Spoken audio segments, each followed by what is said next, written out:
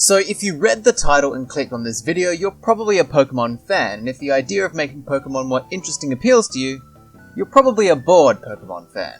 I'm gonna bet that you've played all of the games 100 times over. Battles don't excite you anymore. Completing the Pokédex doesn't appeal to you anymore. Exploring the region has nothing new to offer anymore. You've tried every way of keeping yourself invested. Shiny hunting, competitive battling, you've done it all, and yet despite that, you find yourself empty still. You long for Pokémon to be fun again, but you don't know what to do. Well, today's your lucky day, dear viewer. In this video, I'm going to share with you 5 ways to make Pokémon more interesting and fill that Pokémon-shaped hole in your life. Just before we begin, while things like randomizers and ROM hacks do keep things fresh, I'm not going to talk about them here since they're not something you're capable of doing without modifying the game itself, so I feel like that's kind of breaking the rules. Anyway, I'm sure you're shuddering with anticipation, so let's crack on and dive into the video. We're going to start off talking about Nuzlocks. If you've been paying even the slightest bit of attention to the Pokemon community over the last 10 years, you'll definitely have at least heard of Nuzlocks before. They're incredibly popular challenges designed to not only make the Pokemon experience a bit more difficult, but also encourage you to use Pokemon you wouldn't normally consider putting on your team, which helps to keep it fresh.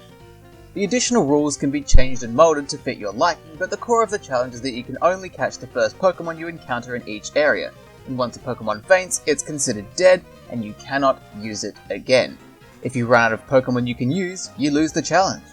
Now, I'm willing to bet that you've most likely tried a Nuzlocke before. Nuzlocks are pretty fun, but if they don't quite cut it for you, there are plenty of variants that make things a bit spicier.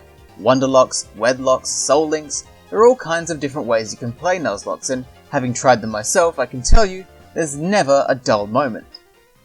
But maybe Nuzlocks aren't quite enough for you. You've tried Nuzlocks and all the variants, and you were into it at first, but the novelty wore off pretty quickly. Or maybe you just didn't think that the game was hard enough. Maybe you're a hardcore player who wants to struggle through their adventure. In that case, allow me to offer up what I call Survival Mode. This isn't my original idea, it's been done by many people and gone by many names, but I call it Survival Mode, and it is tough. In a standard Pokemon adventure, the region you explore is littered with Pokemon centers and doctors and nurses and little old ladies in cottages who will heal your Pokemon free of charge whenever you speak to them. It restores the HP and PP of your entire team and makes sure they're healthy and ready to go for the challenges that lie ahead. Pretty useful, right? Well, in Survival Mode, you're not allowed to use any of them. Your only means of keeping your team healthy is whatever you can find in your medicine bag and whatever you can buy from the Pokemart. Basically, if you can avoid an NPC healing your team, you must. Every potion and revive counts, and if you lose the battle, that's it. You've lost the challenge. And if you're looking for an extra ruthless challenge, you can even combine the rules of Survival Mode with the rules of a Nuzlocke. But I only recommend doing that if you enjoy torturing yourself. So far this video, I've suggested making Pokemon more interesting by making it harder. You might be thinking I'm just appealing to the players looking for a challenge in these games. But I know there are players out there who want to have a chill time with Pokemon but still want to keep the experience fresh. If that sounds like you, allow me to suggest the idea of role-playing. It might seem a bit odd to suggest that since every Pokemon game has a set story, but Pokemon is an RPG and your trainer is a blank, silent canvas, so you can project whatever you like onto them, and theme your team around your role-playing. For example, maybe you're a trainer from Unova, whose dream is to become a Grass-type Pokemon Master. In that playthrough, you would only catch and battle with Grass types and face off against the champion to prove your mastery. Alternatively, maybe you're a trainer from Sinnoh, who is an aspiring archaeologist who wants to explore the ruins and uncover the mysteries of the legendary Pokemon. In a playthrough like that, you would build a team out of rock, ground and steel types, and most likely some fossil Pokemon as well, to accompany you in your explorations. Or perhaps you're a trainer from Hoenn who is keenly interested in Pokemon contests. You would build a team full of Pokemon who excel in different types of contests, with the perfect movesets that will dazzle the judges. You'd travel the region taking part in contests wherever you can, but you might find that while your Pokemon are unstoppable in contests, their movesets may not be all too well suited for battles, a problem your trainer will have to overcome on their journey. Role-playing in Pokemon gives the games a whole new dynamic, and there are countless characters and stories you can project onto your trainer. Your only limit is really your imagination. Well, that and the fact that your whole character has to base itself around Pokemon, but you get the idea. Hopefully by now you're starting to get excited about diving into Pokemon again. Maybe you're ready to get stuck into a Nuzlocke, or maybe you're looking forward to challenging yourself with Survival Mode, or perhaps you're interested in trying out role-playing. If so, that's great, I'm happy to help. If not, don't worry, I've still got 2 more ideas to throw your way.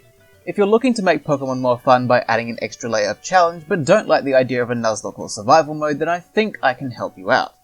You can add a whole new dynamic to your playthrough by adding some restrictions. For example, you might want to play through the games without using items like potions, revives, berries, TMs, or even Pokeballs if you're up for it. Or you could do a playthrough where you're not allowed to evolve any Pokemon at any point. Or you could do a solo Pokemon challenge where you can pick one Pokemon and that's the only Pokemon you can use for the entirety of the game. There are so many different rules and restrictions that are possible, so there are countless ways you can play the game. So if you're looking for a challenge, but not a ruthless challenge, something like this just might be your cup of tea. By now you should be sorted out, but if you still aren't keen to start a new Pokemon journey, I have one final suggestion. Play through Pokemon in a different language. Now you might be thinking, what the hell are you talking about? But just hear me out, okay? If you're watching this video, you clearly already know all there is to know about Pokemon. Everything is familiar to you. You know all the Pokemon and how they evolve, the moves they learn, the abilities they have, where to find them. You know everything. Now, what if I told you that by changing the language, that knowledge would be taken away? You'd still be able to recognize the Pokemon by their sprites and the moves by their animations, but everything else is an unknown. Mostly. You wouldn't recognize the names of Pokemon, moves, abilities, items, sometimes even characters and cities. Changing the language would bring in a sense of mystery and curiosity that you probably haven't felt about Pokemon for a while. And if you're in the middle of learning another language, this is also the perfect way of testing your skills. And technically it would also count as studying, so it's a win-win. The only issue with doing this is that the option to choose a language was introduced in Generation 6, so any games prior to X and Y are language locked. So you might have to get resourceful if you want to try an older generation. And the great thing is you can combine playing in a different language with any of the other suggestions I've given. That's the beauty of it, it'll add a fresh spin on the experience no matter what you decide to do.